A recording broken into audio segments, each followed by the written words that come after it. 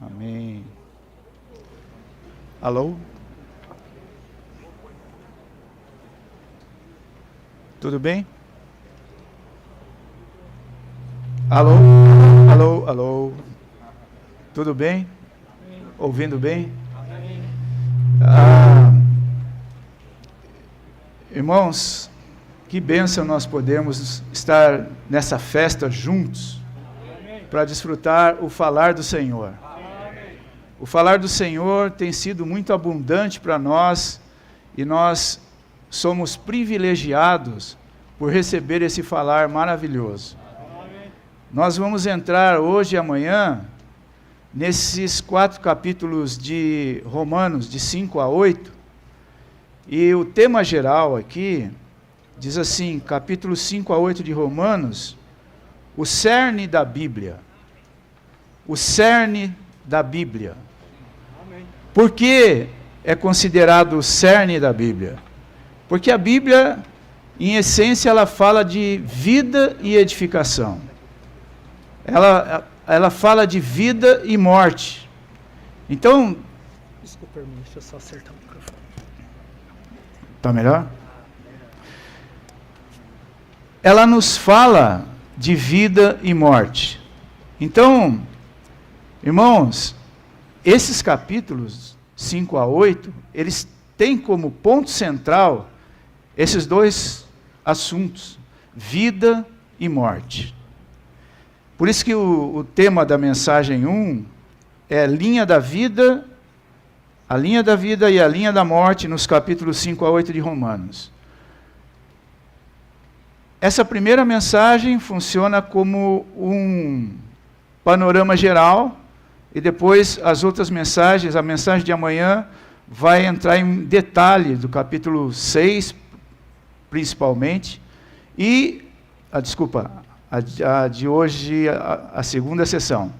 A de amanhã vai entrar na questão do capítulo 8, mostrando sobre o nosso viver no Espírito, nosso andar no Espírito. Os capítulos 5 a 8, no Algarismo Romanos 1, está falando assim que os capítulos de 5 a 8 podem ser chamados de cerne da Bíblia, expondo todo o seu tema de maneira completa e detalhada. Todo o seu tema. Toda a Bíblia que trata de vida e morte é descrito de uma maneira detalhada no capítulo de 5 a 8. E essas duas palavras-chave, vida e morte, são mencionadas repetidamente em Romanos 5 a 8. O irmão até compartilha que a palavra morte aparece cerca de 2 vezes mais que a palavra vida nesses capítulos. Porque para ter uma valorização adequada da vida, nós também precisamos de ter uma clareza sobre essa questão da morte. Como essa morte é algo terrível. Né? Tem um trecho do estudo Vida de Romanos, da mensagem 35, que diz assim, a morte é uma questão profunda. Ela mata o nosso corpo, alma e espírito. Mesmo agora, mesmo nesse momento, ela está matando o seu corpo, mente, vontade e emoção. Ela está matando o seu coração, especialmente seu espírito. Esta é a razão de tantos virem às reuniões da igreja de uma maneira morta. Essa é a razão de tantos virem de uma maneira morta. Nossas lâmpadas estão acesas. Nós estamos aqui acendendo as nossas lâmpadas. Eles se sentam nas cadeiras sem orar ou funcionar, porque estão mortos e enterrados. É impossível que tais pessoas mortas gritem, louvado seja o Senhor.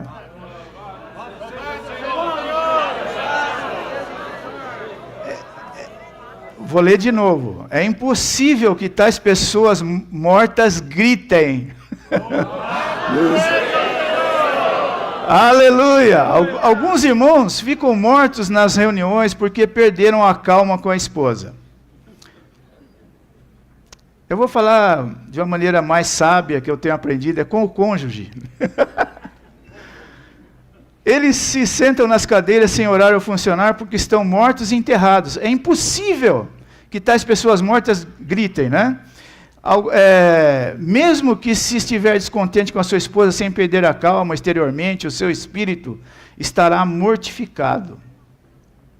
Algumas vezes os irmãos líderes me perguntam por que muitos irmãos e irmãs não funcionam nas reuniões. Eu lhes digo que a razão é que esses santos estão mortos, estão dentro de um caixão. Como esperar que o morto funcione? Não os exorte, nem lhes dê regulamentos. Não adianta exortação nem regulamento. Em vez disso, faça algo que os levem a serem ressuscitados das sepulturas. Então eles falarão nas reuniões. Meu ponto é que todos temos algo interior que a Bíblia chama de morte. Não pense que a morte virá somente no futuro. Não. Ela pode prevalecer dentro de você hoje. Embora o seu nome seja morte, ela é muito ativa e forte, muito mais poderosa do que você. Por si mesmo, você não pode derrotá-la. Muitas vezes nas reuniões, você provavelmente teve o sentimento de louvar o Senhor ou de dar um testemunho. Imediatamente, entretanto, começou a considerar, a refletir, pensando que não deveria proferir qualquer coisa, descuidadosamente. Se você for cuidadoso dessa maneira, isso indica que você está sob a influência de morte. Se você fosse intimado a comparecer como testemunha perante o juiz, então deveria ser cuidadoso. Mas quando vier a reunião da igreja, não há necessidade de ser tão cuidadoso. Você deve perder a cautela, liberar o espírito e dizer: louvado seja o Senhor! Amém! Quero testificar que Cristo é minha vida! Qualquer consideração o mortificará. Você sabe por que é cuidadoso nas reuniões? É por querer glorificar a si próprio e não querer passar vergonha. Nós estamos em casa aqui ou não? Esse tipo de consideração mata o seu espírito. Vimos que devido ao elemento do pecado em nós, fomos constituídos pecadores. O resultado do pecado é a morte, que nos mata, nos enfraquece. Hoje temos não somente o problema do pecado, mas também o problema da morte. O fato de que o pecado e a morte andam juntos é provado em Romanos 8:2, que diz: porque a lei do Espírito da vida em Cristo Jesus me livrou da lei do pecado e da morte.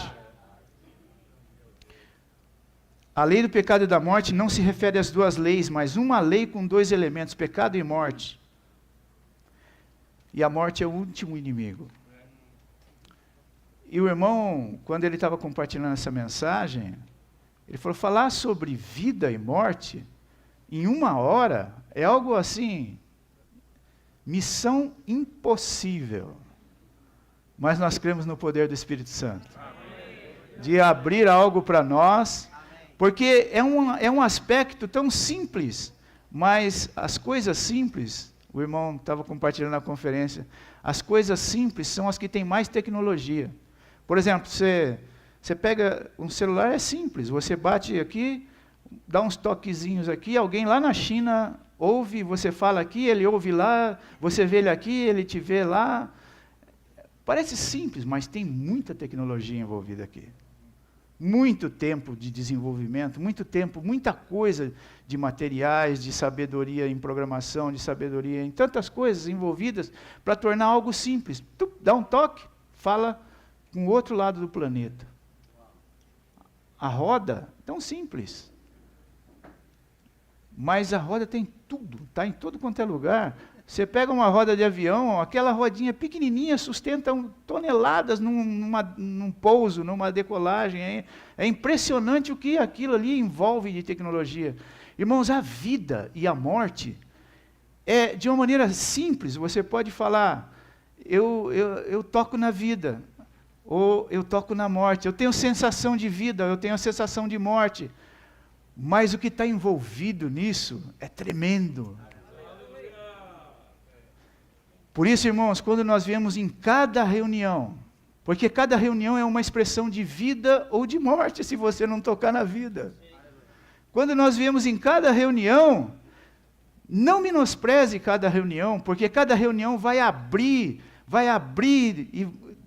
os céus para a gente tocar na profundidade do que é a vida, que é a própria pessoa do Senhor. Essa mensagem ela abre essa questão da morte e da vida, em 4 pontos. O primeiro ponto do Algarismo Romano 1 nós poderíamos dizer assim, esse primeiro ponto fala de 2 linhas. Então, quais são as 2 linhas? Vida e morte. Então, qual linha que nós estamos? Nesse exato momento, aqui na reunião, qual linha que nós estamos? Qual experiência que nós estamos tendo aqui? A letra A diz assim, estas 2 palavras-chave, vida e morte, são mencionadas repetidamente. E morte, vida e morte. Formam 2 linhas contrastantes nos capítulos 5 a 8. A linha da vida e a linha da morte, mostrando que o homem está numa situação triangular entre Deus e Satanás, a vida e a morte. Nós não podemos ter receio de falar sobre a questão da morte. E aqui a morte, temos que ter um discernimento. É a morte do inimigo. Não é a morte de Cristo que é maravilhosa para matar o nosso ego. É outra morte. É a árvore do conhecimento do bem e do mal, é o inimigo. Porque a morte do Senhor é tremenda. Né? E nós precisamos de uma certa maneira, todas as coisas que no nosso viver diário, por isso aqui nesse momento em reunião, nós temos os óculos que olham a questão de vida ou morte. Nós estamos tocando a vida ou nós estamos tocando a morte. Isso é essencial. E aí, eu creio que tocar a vida ou tocar a morte, eu ganhei assim nessa mensagem algo que permeia os 4 itens, que é a escolha. Escolha. A palavra escolha. Eu vou lembrar aqui do Hamilton na conferência. Senhor, não me dá uma palavra. Nós precisamos de uma palavra. Eu orei para o Senhor, me dá uma palavra. O Senhor deu 2. Escolhe vida. Escolhe vida. Isso nos remete a uma cena, irmãos, no Velho Testamento, no Antigo Testamento. Isso nos remete a uma cena em que Moisés, depois que ele passou por todo o processo saindo do Egito, deserto, e ele chega às portas de Canaã, capítulos 25 a 30 de Deuteronômio, os irmãos, se puderem ler, leiam, que é maravilhoso. Então, ali naquela palavra, o Senhor fala assim, quando houveres passado o Jordão, estarão sobre o monte Gerizim para abençoarem o povo. E ele fala, depois que vocês passarem o Jordão, 2 montes. Aí, num monte, 6 cabeças das tribos, e no outro monte, outros 6 cabeças de tribo. E num monte você vai proclamar a maldição, e no outro monte você vai proclamar a bênção. E aí ele fala, os céus e terra, tomo hoje por testemunhas contra ti, que te propus a vida e a morte, a bênção e a maldição. Escolhe, pois, a vida, para que vivas tu e a tua descendência, amando o Senhor teu Deus, dando ouvidos à sua voz e apegando-te a Ele, pois disso depende a tua vida e a tua longevidade. Amém. Nós sempre estamos diante de escolhas. Qual é a escolha que você está fazendo nesse momento? Sabe, um outro irmão compartilhou assim, né? Satanás, ele é como um monte de pássaros que fica rodeando a sua cabeça assim, ó. E ele fica rodeando com coisas terríveis. Não tem problema ele rodear a sua cabeça, os seus pensamentos virem, aparecer um monte de pensamento terrível, isso não tem problema. Ele falou, o problema é você deixar ele fazer ninho. Não deixa ele fazer ninho. Nós temos uma escolha de escolher pensar nas coisas lá do alto, de buscar as coisas lá do alto. É nossa escolha, é isso que o Senhor propôs. Ele falou, ó, aqui tá um lado tá, você vai proclamar a bênção e do outro lado a maldição.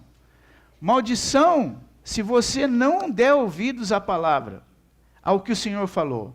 Bênção, se você entrar em toda a palavra que o Senhor tem dito. Não é maravilhoso isso? Então, nós estamos sempre diante de escolhas. Por isso que esses 4 algarismos romanos, seja linha da vida ou linha da morte, você está fazendo uma escolha. Depois, quando entra no algarismo romano 2, é uma situação triangular entre Deus, Satanás e nós. Ou nós escolhemos um ou nós escolhemos o outro. Depois, quando entra no algarismo romano 3, se você vê ali que 2 capítulos, 5 e 6, falam de 2 fatos. Que fatos? Adão e Cristo. Adão é um fato. Nós nascemos em Adão. Adão é um fato, mas também nós nascemos em Cristo. E aí ele fala de 2 experiências, andar na carne ou andar no Espírito, é uma escolha, você vai andar na carne ou vai andar no Espírito. E o algarismo romano 4 fala para você escolher a árvore da vida.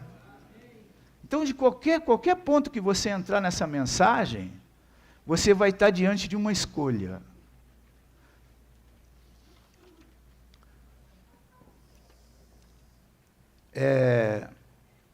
Algarismo romano 1 ainda, item B, a árvore da vida e a árvore do conhecimento, a árvore da morte, resultam em 2 linhas, a linha da vida e a linha da morte, que percorrem toda a Bíblia, terminam no livro de Apocalipse. A vida começa com a árvore da vida e termina com a Nova Jerusalém, como a cidade da água da vida, com a árvore da vida, a luz da vida e a glória da vida. A morte começa com a árvore do conhecimento e termina com o lago de fogo. Então esse item trata de onde tudo começa. Onde é que tudo começa na nossa vida? Irmãos, comecem o dia sendo vitalizados. Começa o dia tendo comunhão com o Senhor, tocando no Espírito, se enchendo do Espírito. Isso vai dar uma vitalidade maravilhosa para o nosso início do dia.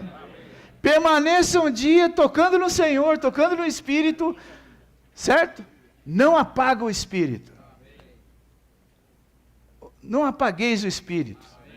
Em tudo dai graças.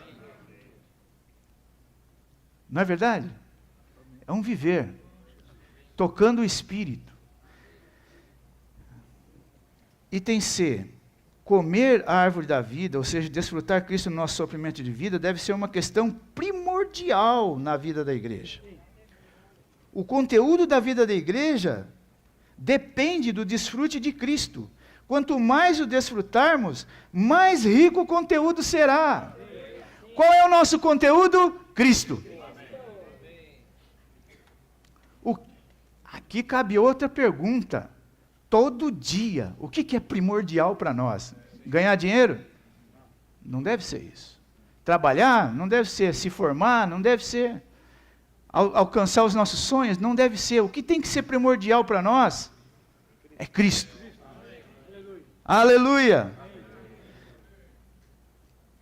A vida da igreja É uma realidade hoje, irmãos, se nós estamos nesse desfrute de Cristo, como a vida da igreja é cheia de realidade, cheia da pessoa do Senhor, cheia de amor entre os irmãos, cheia de tanta graça e tanta misericórdia, porque nós somos vitalizados. Mas desfrutar, item 10, mas tem aqui um pré-requisito. Desfrutar Cristo,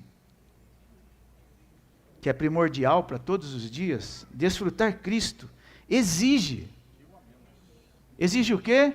Amor. E nós precisamos ter o melhor, o primeiro amor. O Senhor, Ele não divide isso com ninguém. Ele é ciumento nessa questão. O Senhor nos ama com um amor tremendo, a ponto de entregar o próprio Filho. A Trindade é maravilhosa. E ela nos quer de uma maneira maravilhosa. Então, esse amor, ele não divide. Nós precisamos amá-lo com o primeiro amor. Se deixarmos o nosso primeiro amor para com o Senhor, perderemos o desfrute e o testemunho. Consequentemente, o candelabro será retirado de nós. Irmãos, a nossa vida, em realidade, do corpo, ela não pode ser oca, ela não pode ser um testemunho sem um conteúdo real. Nós precisamos de um testemunho real. E esse testemunho real vem de amar o Senhor com o nosso primeiro amor. Éfeso caiu nesse ponto, e aí nós precisamos voltar a esse ponto e falar: Senhor, nós queremos te amar com o melhor do nosso ser, te amar de toda a nossa alma, de toda a nossa força, de todo o nosso entendimento, porque essa é a tua palavra. Ele falou: amarás o Senhor teu Deus de toda a tua alma, de toda a tua força, de todo o teu entendimento.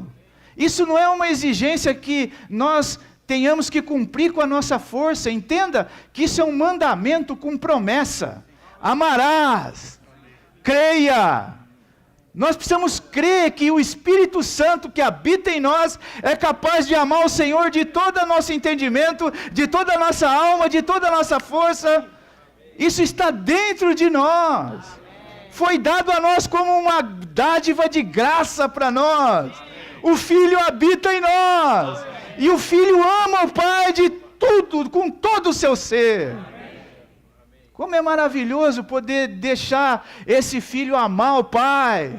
Amar todas as coisas divinas, místicas, maravilhosas.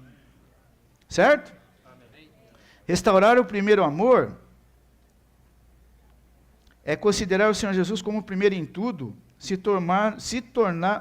tornarmos Cristo tudo em nossa vida. Isso significa que vencemos a perda do primeiro amor. Cabe uma oração aqui, não é?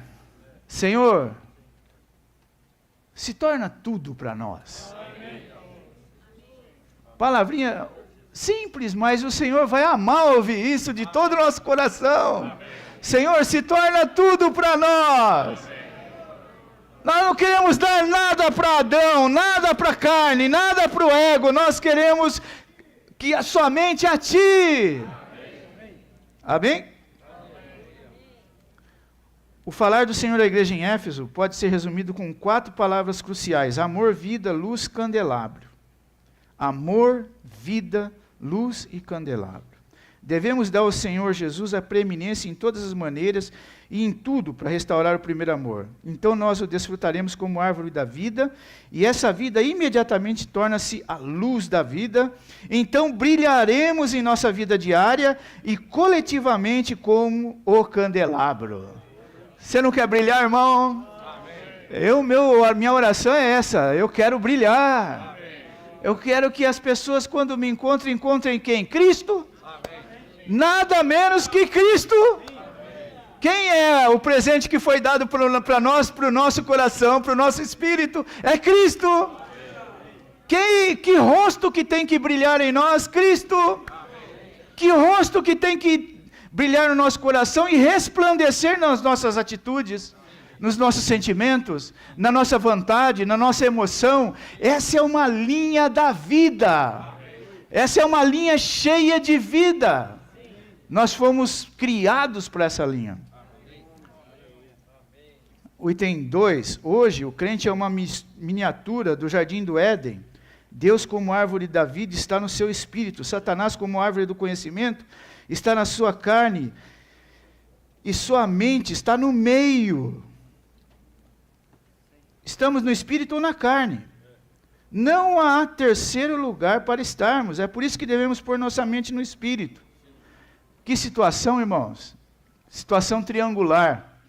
Você imagina isso ali? Moisés falando, 6 das tribos entrem naquele monte, subam naquele monte, outros 6 subam no outro monte, e um maldito, que se você deixar as palavras que eu tenho dito, maldito, e o outro bendito, quando você amar essa palavra de todo o seu coração, de toda a alma, de seu entendimento. Você imagina você lá no povo, olhando aquela, porque o monte eles não falam baixinho, não, eles tinham que gritar as maldições e gritar as bênçãos, e ficava olhando para um lado, e um ficava olhando para o outro. Que situação triangular é essa?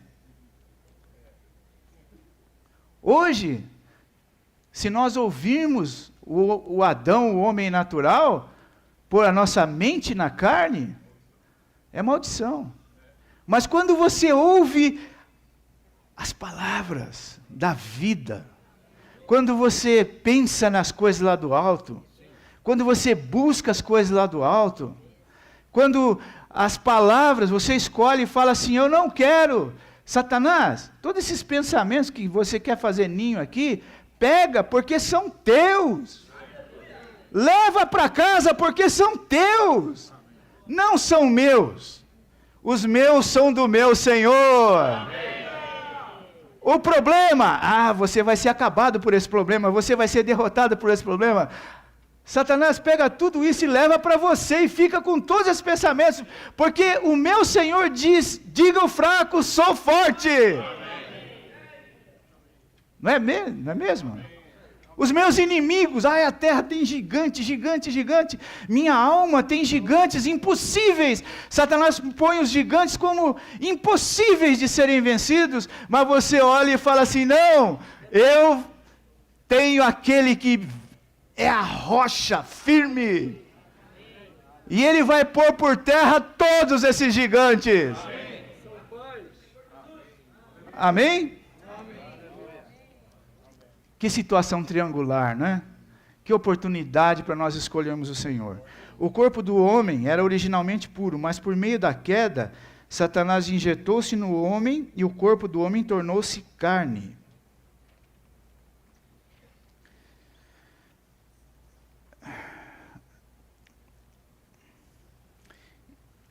Se você põe a mente nessa carne que foi injetada, se nós colocamos a mente nessa carne, o resultado é aquela profunda sensação de morte. Você não sabe por que está vazio, você não sabe por que você está irritado, você não sabe por que você está ansioso, mas certamente ficou usando coisinhas de maneira indevida, né? Parou tempo nos pensamentos dos seus próprios projetos e botou o coração naquilo de uma maneira tremenda, e depois não sabe por que o resultado. E a conversa, entrou em um monte de conversa fútil, inútil, depois você não sabe por que está assim, certo? Entrou nos entretenimentos de Adão. Adão tem uma gama de entretenimento aqui hoje na face da terra que não é brincadeira não. Aí você entra naquilo e não sabe por que você não está bem. O resultado é morte. Mas aleluia, quando nós ouvimos a voz do Senhor nos chamar, irmãos, essa morte vai produzir uma sensação de que eu quero voltar para a vida. O objetivo do Senhor deixar essa morte atuar ali é porque você vai ter uma sensação, eu quero voltar para a vida. Amém. Eu quero voltar para a vida. Amém. Olha, o nosso corpo é o corpo do pecado, e o corpo desta morte, o corpo do pecado é muito ativo, cheio de força em pecar contra Deus, mas o corpo desta morte é fraco e impotente em agir para agradar a Deus. Enquanto ainda estivermos vivos, até o dia da nossa redenção, o corpo do pecado e da morte estará sempre conosco. Deus deixou isso sempre conosco. Por quê? Não era mais fácil? Ele falava, vamos, tira tudo isso daí, joga tudo fora. Mas, irmãos, ó Senhor, Deus é tão misterioso, Deus se oculta, e a gente não sabe porquê, mas o porquê é porque Ele quer ser achado, Ele quer aqueles que os buscam, que o buscam. Ele deixa essa situação aí, porque essa situação vai levantar a necessidade da vida. A carne é o local de reunião e a mescla de pecado, morte e Satanás. A carne é um caso sem esperança e jamais pode ser aperfeiçoada. Jamais.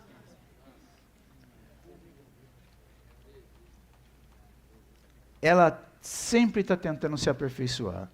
Por amor à sua economia, Deus em sua sabedoria e soberania usa a nossa carne pecaminosa e feia para forçar-nos voltar ao nosso espírito, a fim de ganharmos mais do espírito para a sua edificação pelo crescimento de Deus em nós. Pelo crescimento de Deus em nós, a fim de ganharmos mais do espírito. Judicialmente falando, tanto Satanás quanto a nossa carne foram condenados de uma vez por todas, na cruz. Mas Deus permitiu que a carne permanecesse conosco para ajudar-nos e forçar-nos a voltar a Cristo em nosso espírito e a não confiarmos mais na carne. Sem a ajuda da carne feia e pecaminosa, não estaríamos tão desesperados para ganhar o Senhor ou tê-lo trabalhado em nós. Amém, irmãos? Vocês dizem amém a essa palavra? Nós precisamos estar desesperados pelo trabalhar da vida em nós. Senhor, nos tira desse corpo de morte. Nós queremos vida em abundância. Porque essa é a tua palavra, Senhor. Essa é a tua promessa. Eu vim para que tenham vida. Vida em abundância. A minha escolha é vida.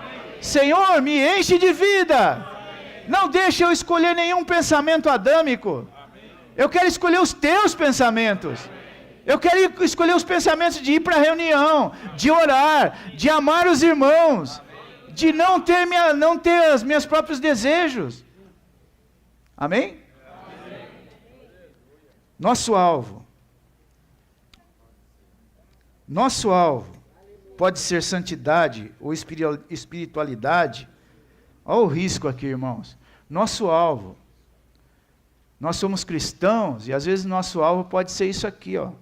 Eu quero ser o santo, o espiritual, o vitorioso. Eu quero ser isso. Que mal há em ser santo, vitorioso e o gigante espiritual? Que mal há nisso? Aparentemente não tem nenhum mal, mas o nosso querer, quando nós entramos no querer nosso, pronto, Satanás tem terreno. E ele vai te derrotar. Tudo que entra do nosso natural, Satanás tem terreno, é terreno dele, e ali ninguém bate ele. Por isso que nós devemos ir para o esconderijo do Altíssimo, nós voltamos ao Espírito e tocamos o quê? Vida. Mas o alvo de Deus é trabalhar sem nós para nos tornar gloriosos. Com frequência, quando estamos numa situação difícil, somos abertos ao Senhor e mais dispostos a voltar-nos a Ele.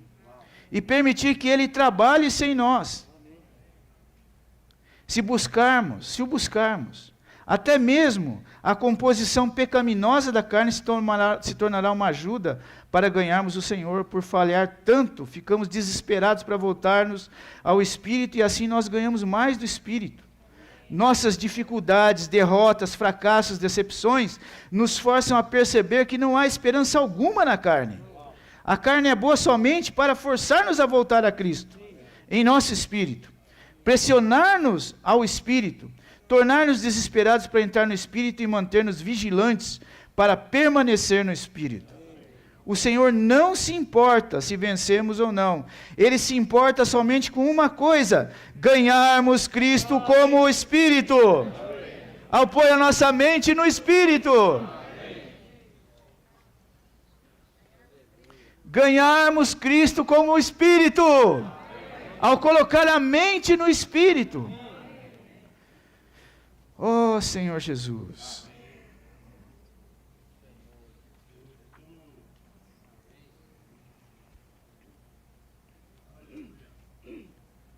Essa questão, ela é sutil às vezes. Tem um trecho que eu queria ler para os irmãos.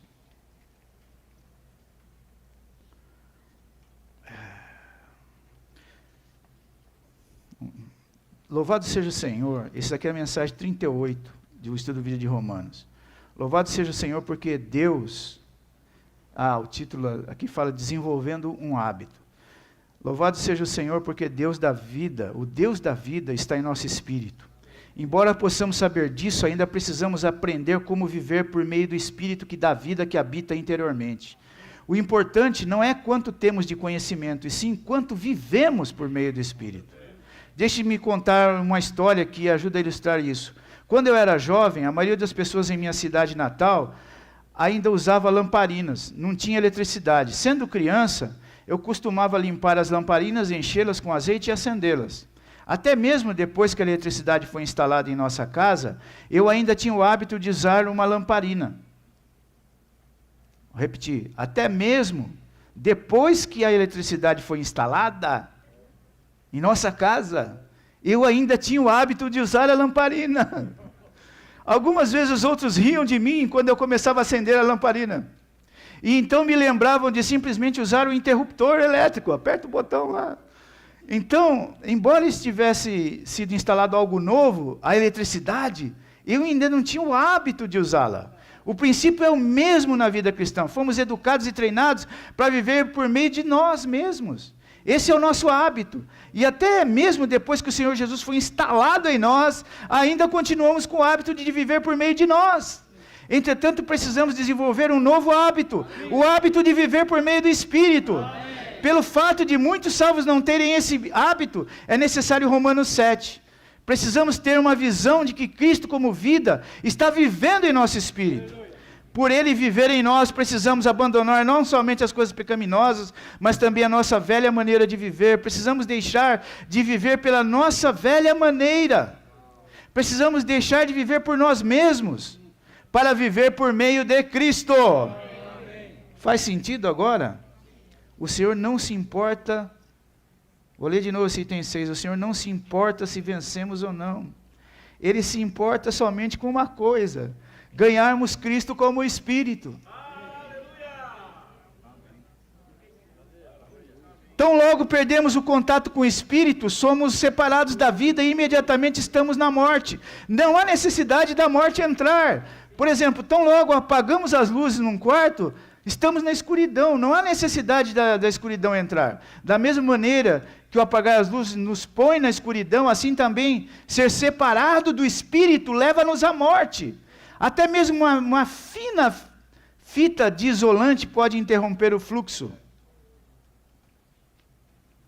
Doutrinariamente, é fácil dizer que devemos voltar ao Espírito, mas é bem mais difícil praticar isso. Alguns podem pensar que é difícil voltar ao Espírito quando sua situação é ruim, mas não concordo com isso. Em tal caso, pode ser difícil voltar ao Espírito exteriormente, diante dos homens, mas é mais fácil ter uma genuína volta interior, Se nossa condição nunca for ruim, é provável que a nossa volta ao Espírito seja muito superficial. Mas quando temos um grande fracasso, verdadeiramente voltamos ao nosso Espírito. Em nossa experiência cristã, precisamos tanto da noite quanto do dia. Por essa razão, Deus permite que caiamos.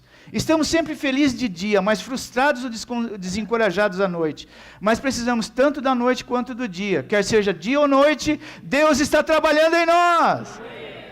Romanos 8,4 fala sobre andar segundo o Espírito e não de acordo com a carne. É muito fácil falar sobre isso, mas não é fácil praticá-lo. Para entrar nesse versículo, em realidade, precisamos ser processados por meio de muitas experiências de fracassos. Então nos encontraremos mais no Espírito. O único caminho para tratar a carne e ser salvo de sua influência é entrar no Espírito. Nosso problema é que raramente voltamos ao Espírito voluntariamente. Por isso precisamos dos fracassos para fazer com que desejamos voltar. Em sua soberania, Deus tem um modo de usar a carne no cumprimento do seu propósito. Ele soberanamente administra todas as coisas relacionadas a nós para levar adiante sua economia. Deus é maravilhoso. Quando chega nesse item 3, ele mostra esses dois fatos. Em Romanos, estamos em Adão. Em Romanos 5, estamos em Adão. Em Romanos 6, estamos em Cristo. Em Romanos 7, estamos na carne. Em Romanos 8, estamos no Espírito. O Adão, no capítulo 5, ele é experienciado na carne, do capítulo 7. E o Cristo, no capítulo 6, ele é experienciado no Espírito, do capítulo 8. Nós, crentes em Cristo, temos uma transferência real e posicional para fora de Adão, mediante a morte de Cristo, e para dentro de Cristo, mediante a sua ressurreição. Isso eu creio que está claro para nós. Em Adão herdamos o pecado que nos constitui pecadores. Herdamos a morte, por um lado, a morte que por um lado nos enfraquece, incapacitando-nos de fazer coisas que agradam a Deus e que por outro lado reina sobre nós. E herdamos a condenação da lei para a morte. Em Cristo fomos dotados com justiça, vida, justificação debaixo da graça para a vida, na qual nós reinamos com graça sobre todas as coisas. Nós, crentes em Cristo, temos uma transferência prática e experiencial, saindo da carne, o Adão prático e experiencial, por sermos crucificados com Cristo, e entrando no Espírito, o Cristo prático e experiencial, por meio da nossa união orgânica com Cristo, como que? Como a lei do Espírito da vida. O próprio Cristo é a vida de Deus, a vida eterna. Ele veio para sermos vida e vida em abundância. Ele provou uma morte que libera vida, e entrou numa ressurreição que dispensa a vida, para tornar-se o Espírito que dá vida, como a lei do Espírito da vida, dando vida ao nosso espírito, nossa mente e nosso corpo mortal, para sermos aqueles que são tragados pela vida, para ministrar vida aos outros. Dois fatos: Adão, Cristo. No passado estávamos em Adão, mas aí nós ganhamos Cristo. Hoje nós estamos em Cristo. No passado a gente tinha a experiência só da carne, mas agora nós temos a experiência da lei do Espírito que dá vida em nosso espírito. Nós precisamos entrar nessa experiência maravilhosa. Percebe? A escolha de novo. Põe a mente no Espírito. Se pelo Espírito mortificardes os feitos do corpo, certamente vivereis. Como é que você vai vencer as coisas velhas? É pôr a mente no Espírito. E por fim, no 4, para permanecer na linha da vida, devemos tomar o caminho de desfrutar Cristo como a árvore da vida.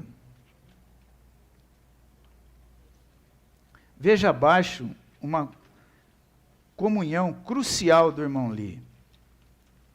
Tomar o caminho de desfrutar Cristo como árvore da vida. Em maio de 1943, contraí um sério caso de tuberculose. Vi a árvore da vida durante os 2 anos e meio da minha doença. Nesses 2 anos e meio, vi que na restauração do Senhor e em sua obra nos faltava vida. Todo tipo de problema, não importa o que seja, é resultado da falta de vida. Isso aqui precisa gravar em nós.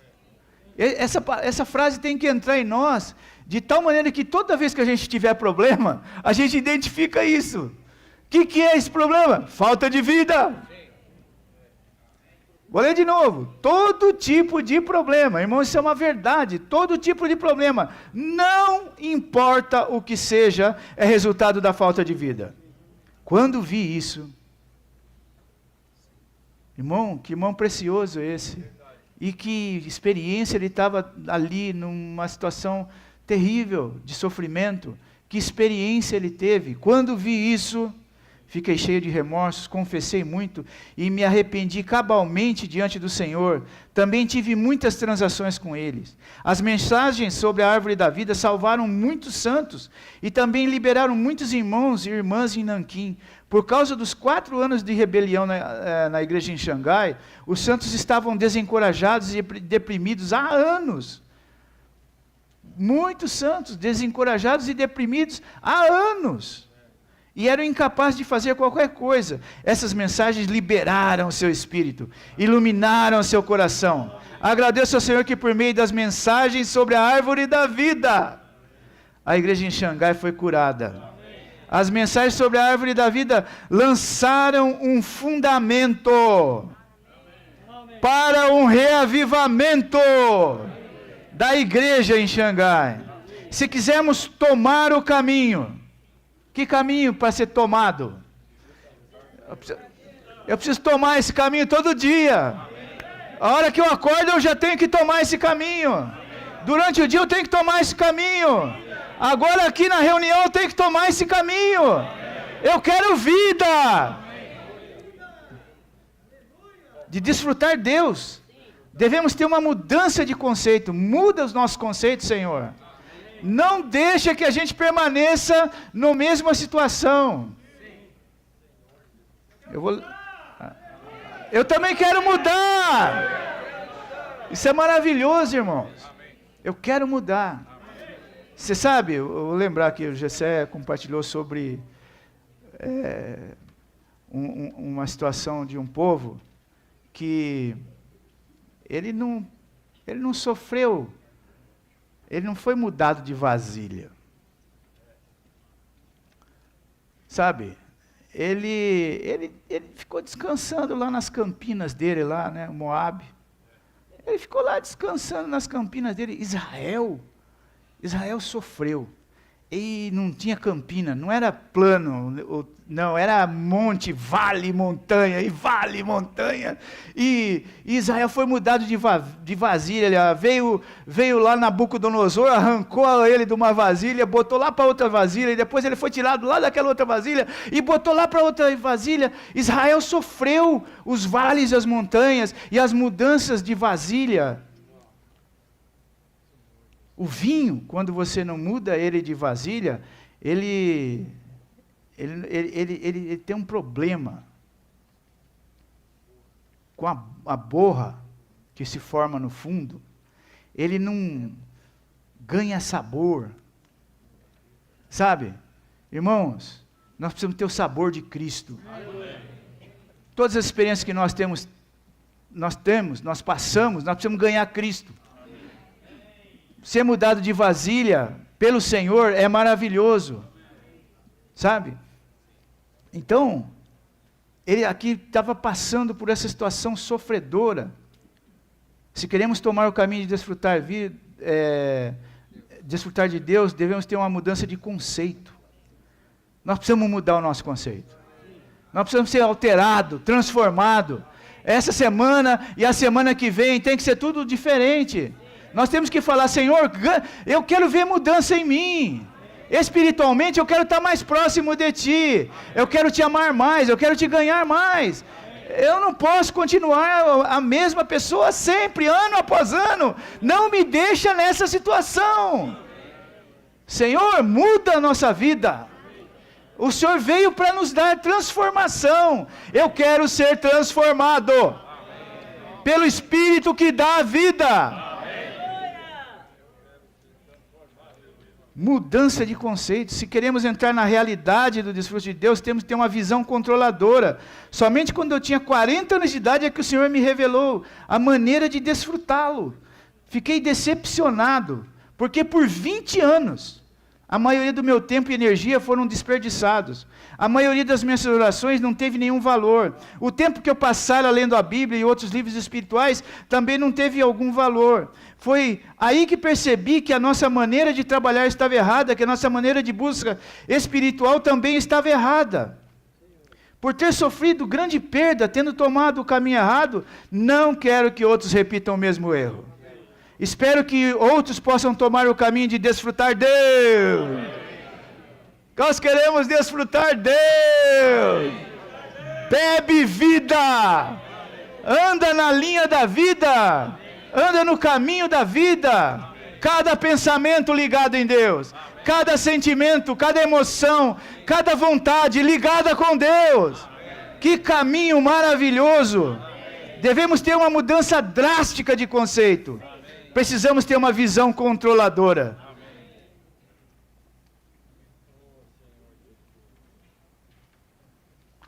Fazer a escolha sábia e eterna. Nós precisamos escolher a vida. Fazer a escolha sábia e eterna. E o quanto nós vemos, irmãos, vai tudo depender não de nós, mas da misericórdia do Senhor. Vamos orar para o Senhor nos dar a sua misericórdia e nos transformar. Louvado seja o Senhor.